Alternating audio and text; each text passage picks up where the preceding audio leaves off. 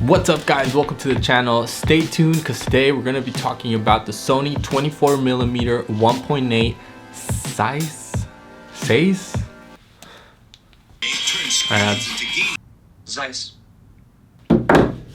The Sony 24mm Zeiss 1.8 lens. So stay tuned to watch some sample photos and sample video and hear some of my thoughts about it. What's up guys, my name is Jesus Martinez and I'm a Sandio creator trying to go full-time. So make sure you hit that subscribe button to follow the journey. And if you learned something about this lens or liked it, don't forget to drop a like right there. All right guys, before anything else, let's just jump into it so I can show you what you guys clicked on this video for. Let's jump into that video and sample photos.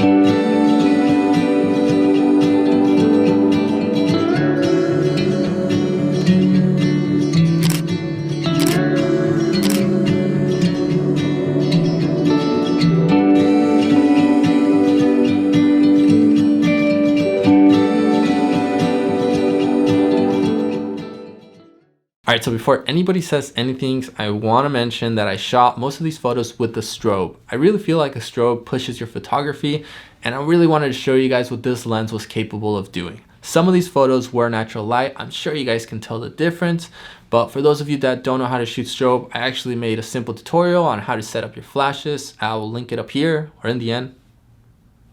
And maybe it helps some of you guys.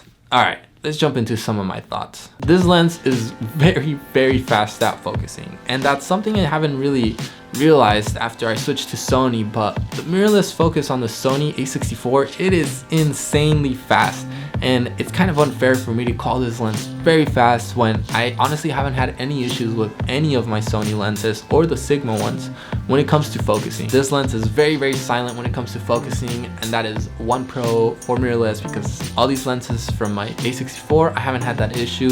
Nonetheless, with this 24mm size lens, very silent when it comes to focusing.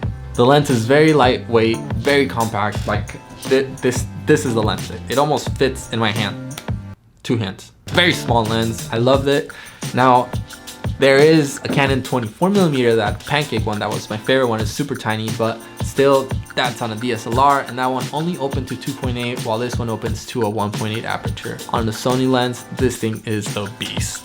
The 24mm focal length, I think it is perfect for a scenery shot. Just like I mentioned on the 16, 24 is going to be a little bit tighter, but the pros of this is you can get a little bit closer to your subject, because on that 16, if you're very close, the head kind of starts to get a little bit fat. It's kind of weird.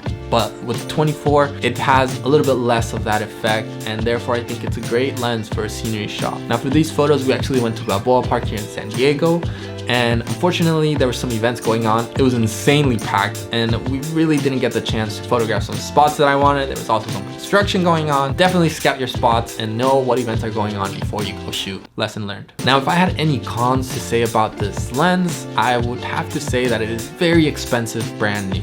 For that reason, I would definitely recommend you guys buy it used. I actually bought it from a friend. I actually checked it out on eBay, and it's actually going for about 500 used, 400 if you get lucky.